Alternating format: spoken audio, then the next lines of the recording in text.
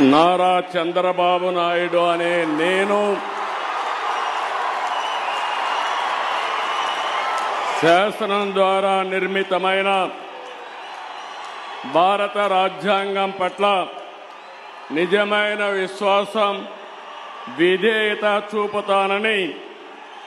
భారతదేశ సార్వభౌమాధికారాన్ని, సమగ్రతను కాపాడుతానని ఆంధ్రప్రదేశ్ రాష్ట్ర ముఖ్యమంత్రిగా నా కర్తవ్యాలను శ్రద్ధతో, అంతఃకరణ శుద్ధితో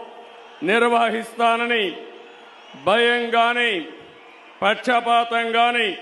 రాగద్వేషాలు గాని లేకుండా రాజ్యాంగాన్ని, శాసనాలను అనుసరించి ప్రజలందరికీ న్యాయం చేకూరుస్తానని